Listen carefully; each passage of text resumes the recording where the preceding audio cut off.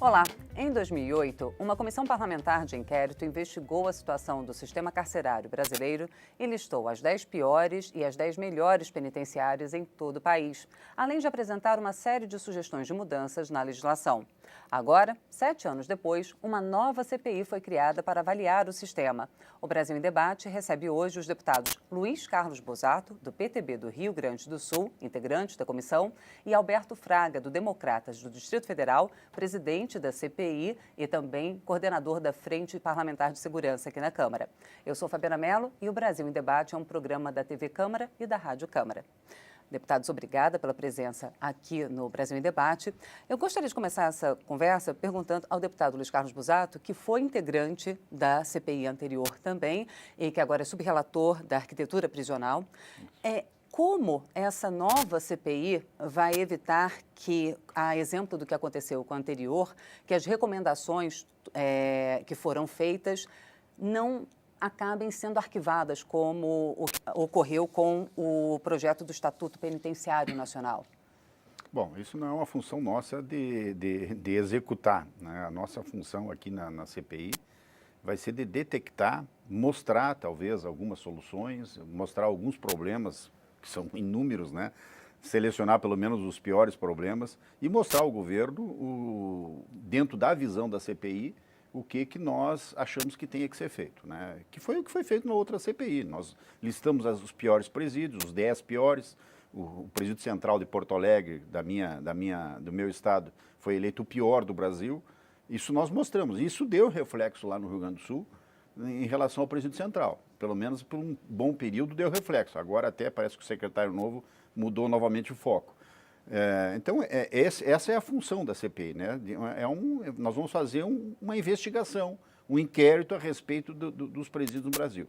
A minha parte, né, o Sérgio Brito vai ser o relator dessa CPI, deputado Sérgio Brito, mas eu vou ficar encarregado da subrelatoria da parte da arquitetura prisional. Eu sou arquiteto, né, trabalho, fui secretário de obras do Estado do Rio Grande do Sul, trabalhei na construção de novas vagas no Rio Grande do Sul, então eu tenho uma certa experiência nessa parte. É essa a contribuição que eu vou tentar dar para o meu amigo Fraga na condução dessa CPI. Obrigada, deputado Bosato. Deputado Alberto Fraga, a CPI já estabeleceu que deve visitar, então, as 10 penitenciárias que foram consideradas em pior estado.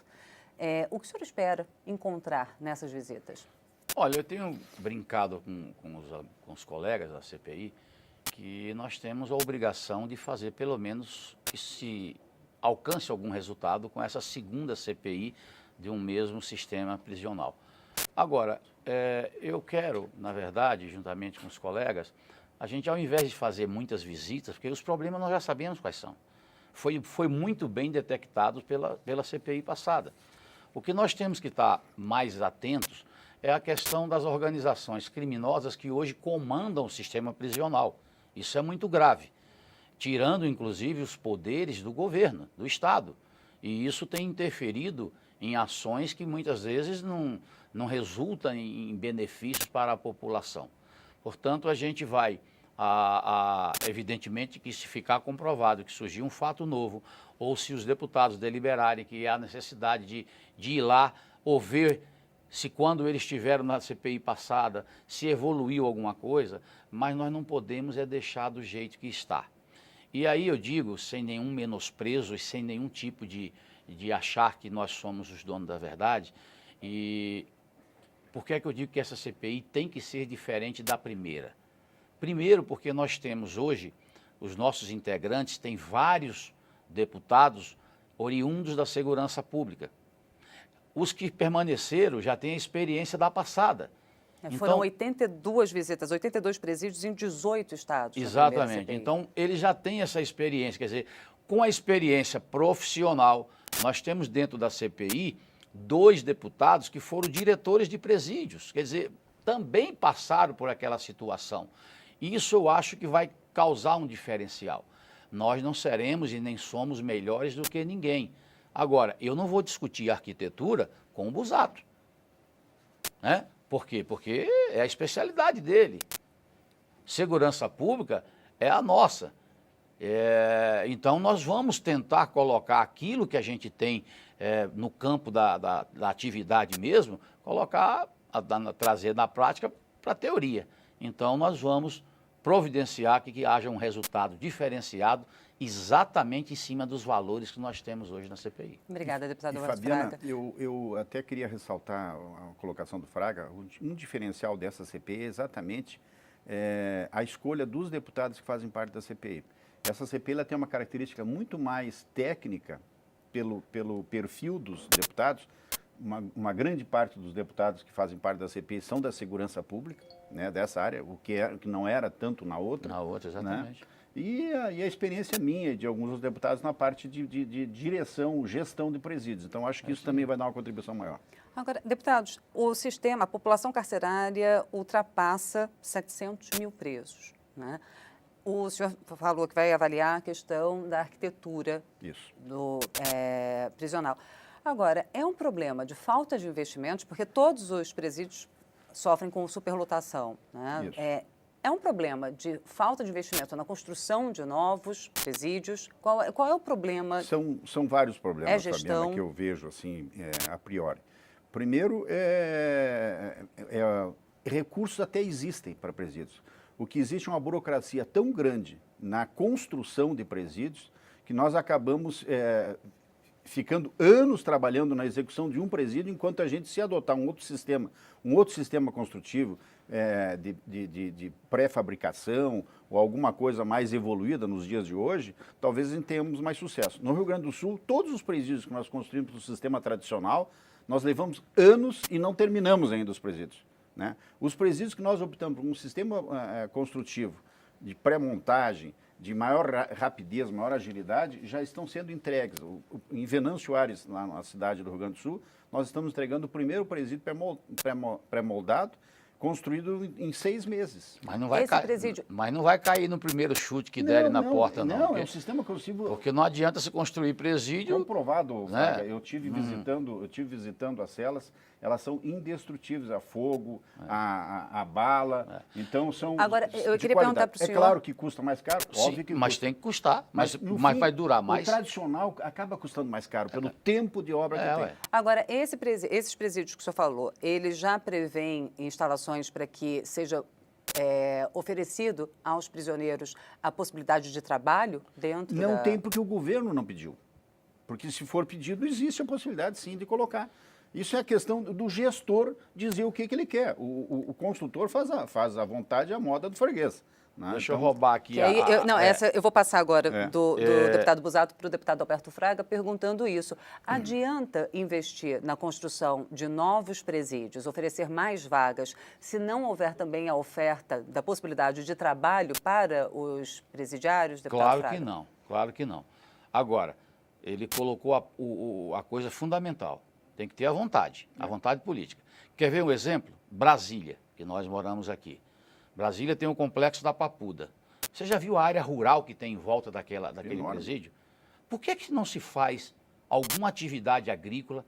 Por que não se produz a comida que o preso consome? Por que não se planta o arroz, a soja, o milho ali naquela região? Por quê? Então está faltando vontade. Vontade política, vontade de fazer alguma coisa. Voltando à questão dos presídios, eu sou defensor e sou intransigente com relação à questão do trabalho obrigatório. É o caminho principal para alguém se ressocializar, se reintegrar na sociedade. Ou o estudo. Pode ser associado aos dois. Primeiro que o estudo vai permitir que depois, ao sair... Olha, eu vou te dar um exemplo. Tem um rapaz que foi... Eu conheci esse rapaz, ele instalando câmeras de monitoramento na minha casa. Isso é fato real, não estou inventando nada. Esse rapaz foi chamado para ir numa fazenda, montar uma estrutura de monitoramento, e um fazendeiro falou assim, você tem carteira? Ele falou, tenho. Quer ganhar um dinheirinho extra? Quero. Você podia pegar minha caminhonete que está em tal lugar, assim, assim, assim? Pois bem, o rapaz foi. Quando chegou, pegou o carro, tinha não sei quantos quilos de cocaína na caminhonete. Esse rapaz foi preso. A mãe me procurou desesperado, eu falei, eu não tenho o que fazer. Foi preso lá em Dourados, no Mato Grosso, né? Eu não tenho o que fazer. O rapaz cumpriu pena, saiu da cadeia. Hoje, recentemente, eu procurei para fazer um serviço, ele me procurou e eu falei, que bom, vamos revisar o meu serviço de alarme aqui na minha casa e tal. Fabiano, esse rapaz saiu, pagou a sua pena, aprendeu a profissão, se aperfeiçoou na profissão. Hoje, ele está fazendo engenharia elétrica e tem uma empresa de monitoramento quer dizer, ele errou, deram uma oportunidade, ele usou essa oportunidade e hoje está aí. Por que esse exemplo não é seguido por milhares de detentos? Porque errar, qualquer um de nós podemos errar. Qualquer um de nós podemos errar. Agora, entrar num local pago pelo governo, financiado tudo pelo governo, pela sociedade, pelo povo brasileiro, e fazer com que essa pessoa que errou saia 5 vezes pior do que quando entrou, pelo amor de Deus. Quer ver uma coisa gravíssima? Depois você pega nesse livro aí, Busato, e veja a curva, o crescente número da população carcerária no Brasil. É uma coisa assustadora. Se continuar desse ritmo, né, e aí, não vou aqui defender governos anteriores, mas eu pego porque o mapa do DEPEN diz lá, 2000, 2001, 2002, 234 mil presos no Brasil. 2003, pula para 338 mil presos. E aí só vai aumentando, 380, 400, 500. Sabe o que quer dizer isso? Que a política pública do governo que aí está não funcionou no combate à violência, porque a população carcerária só aumentou e só vem aumentando. Quer dizer, está faltando, está errado, as políticas públicas não estão funcionando. E de acordo com o relatório da CPI anterior, o país perde, mencionando um estudo do Banco Interamericano de Desenvolvimento, 10% do PIB, do Produto Interno Bruto, com violência, né, deputados? Bom, a gente vai continuar essa discussão, mas dentro de alguns instantes, deputados, porque o Brasil em Debate vai fazer um rápido intervalo e volta já já. Não saia daí.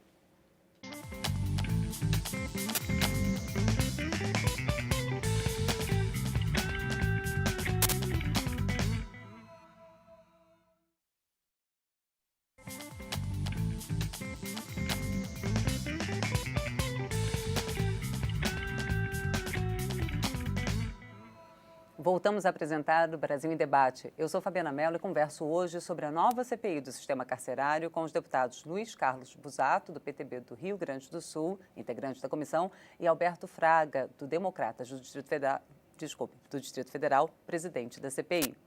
Bom, deputado Busato, o senhor mencionou a questão da localização dos presídios e o deputado Fraga estava mencionando a Papuda e a área, aqui no Distrito Federal, e a área vazia em torno do presídio. Agora, onde são localizados os presídios, normalmente as novas penitenciárias, há bastante espaço porque as comunidades têm uma grande resistência para a construção, pelo medo de rebeliões, pelo medo de fugas, e que os presidiários acabem se escondendo e cometendo crimes perto. Envolvendo a comunidade. Justamente por isso, sobra espaço, então, e essa sugestão do deputado Fraga poderia ser utilizada em todas as novas penitenciárias. Quase todos, No Rio Grande do Sul, onde eu tenho conhecimento maior, os presídios novos que nós estamos construindo lá, quase todos eles têm áreas rurais ao seu entorno. O Central, volto a insistir no Central, é um caso que está dentro da zona urbana, ou seja, é um presídio que não tem mais condições de expandir para lado nenhum. Mas esse de Venâncio Aires que eu acabei de falar aqui, é um presídio inserido dentro de uma área rural. É possível fazer uma adaptação, ou seja, expandir a sua área, né, sem nenhum ônus maior, a não ser evidentemente desapropriar a área ao redor, etc. e tal. E tem plenas condições de fazer isso. Agora, eu queria perguntar para os dois a seguinte questão. Normalmente, quando se fala em trabalho obrigatório para presos, a gente vê muito a questão de bolas de futebol, de vassouras. Não seria o caso de expandir o que é ofertado e de se oferecer também para a sociedade, para os empresários, a oportunidade de parcerias público-privadas? E que outros produtos poderiam ser feitos com segurança? Tantas coisas poderiam ser feitas com o trabalho do detento. Eu vou citar exemplos. Brasília, por exemplo, gasta uma fortuna todo ano com conserto de carteiras escolares. Eles poderiam fazer isso. Abre-se oficinas, marcenarias. Os próprios uniformes escolares Sim, poderiam ser feitos? Os próprios uniformes, as fardas dos policiais, meio-fio, uma série de coisas. E quando a gente está falando em trabalho do preso, é óbvio que você não vai pegar um traficante perigoso, ou um latrocida, ou um estuprador e vai botar para trabalhar em determinados lugares. Não é assim. É claro. Né? Nós temos que ter a classificação do comportamento daquela pessoa para a gente poder saber onde vai fazer. E outra coisa que eu também acho erradíssimo, e é isso, quando você dá muito direito, né, e não cobra nenhum dever, a coisa não funciona. Basta você fazer uma análise com os nossos filhos. Dê só o que ele pede para ver o que é que vai sair. Então, eu penso que um preso, ao cometer o crime e cumprir a sua pena, ele tem que ter essa oportunidade de poder trabalhar e são várias oficinas que podem ser criadas. Nós falamos aqui, e o Busato falou sobre a questão do Rio Grande do Sul, um presídio que não tem uma área muito grande nas adjacências. Eu estive em Portugal uma época, e logo que estourou o negócio de MST. Olha, lá eles não têm terra para fazer reforma agrária. Eles usam um galpão de 20 por 40 e fazem estufas que produzem hortaliças que pode ser distribuído. Por que o preso não pode plantar, gente, hortaliça e distribuir para o mercado, né, ou para a sua própria alimentação? O que não pode é a cabeça vazia. Que mente vazia, cabeça vazia é oficina do diabo. E aí é onde vem os problemas dentro do presídio. Mas, Fabiana, o fato de não ter área rural ao lado do presídio não significa que não possa ter um outro tipo de atividade.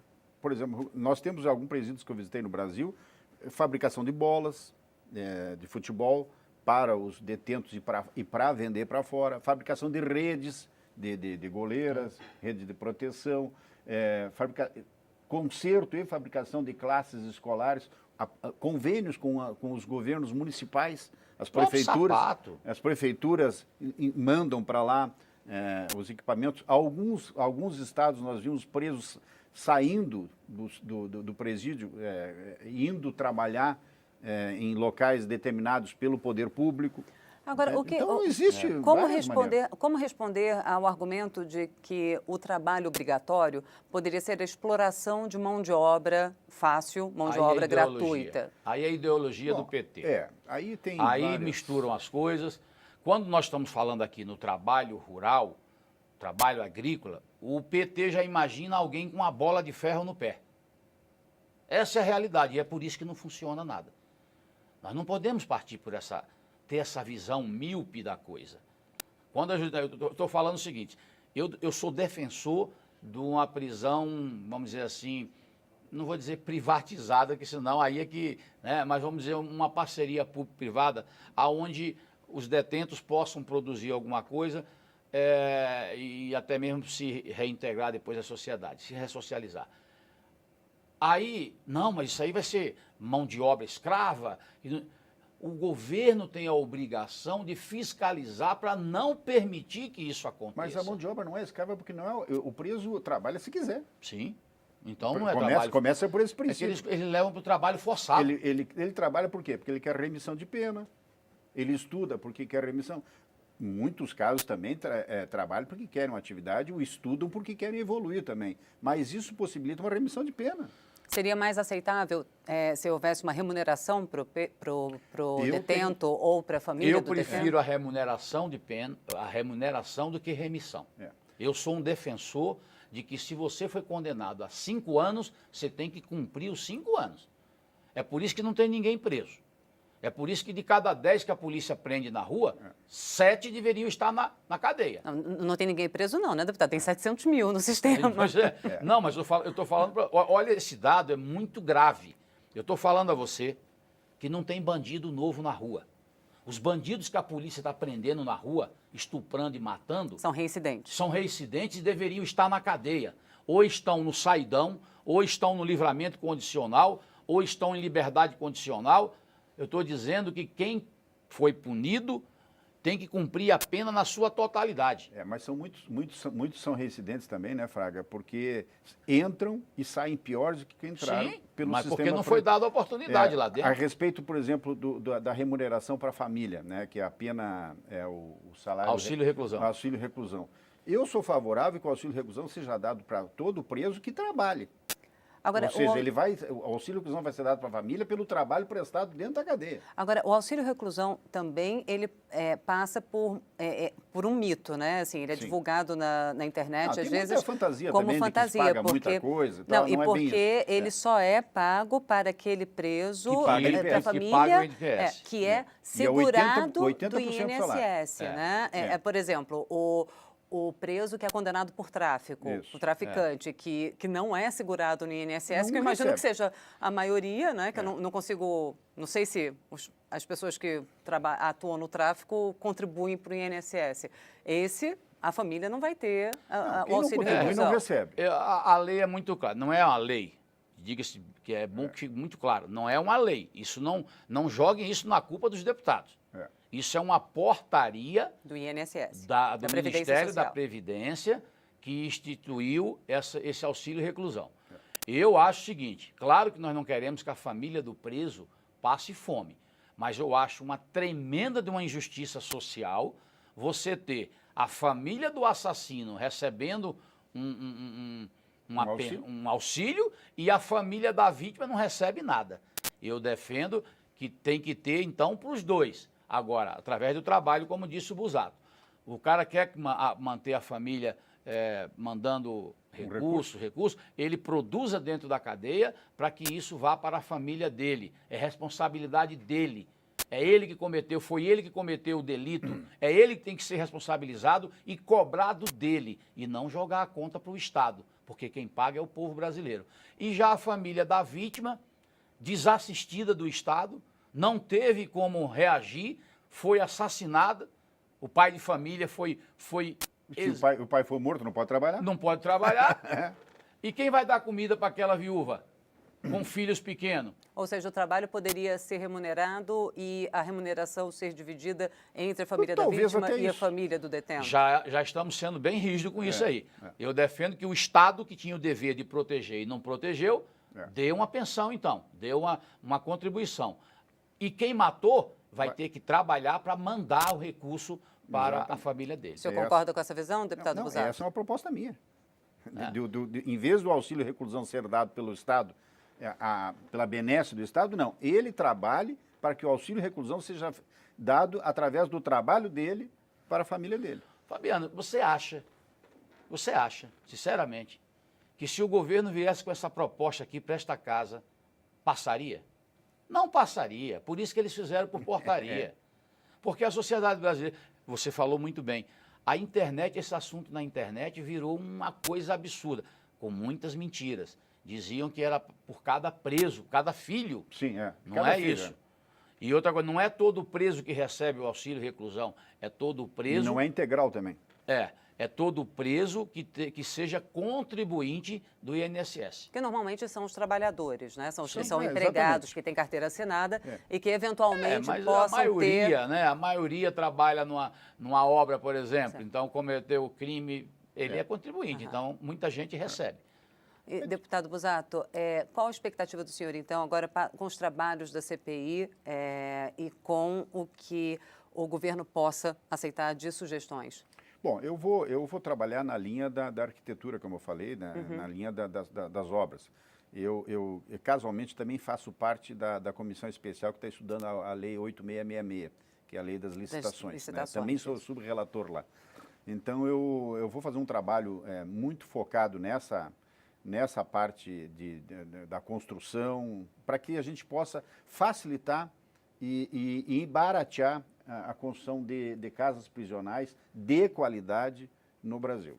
Esse vai ser meu foco. E já sugerindo, eventualmente, a adoção de parcerias público-privadas. Com certeza. Eu sou favorável. De trabalho. Evidentemente que nós não podemos privatizar a gestão Claro. do presídio, que é uma atribuição inerente ao Estado, né, do agente penitenciário, etc. e tal. Mas a hotelaria prisional, isso sim pode ser privatizada, com toda certeza. Bom, deputados, eu agradeço a presença dos senhores aqui, espero acompanhar os trabalhos dos senhores. Boa sorte. Obrigado. E depois vamos recebê-los novamente para conversar sobre a conclusão, então. Eu conversei com os deputados Luiz Carlos Busato, do PTB do Rio Grande do Sul, e com o deputado Alberto Fraga, do Democratas do Distrito Federal, sobre a nova CPI do sistema carcerário. Obrigada a você que nos acompanhou até agora. Lembrando, se você quiser conferir novamente esta ou as outras edições do Brasil em Debate, é só procurar na internet. O endereço é câmara.leg.br/Brasil em Debate, tudo junto.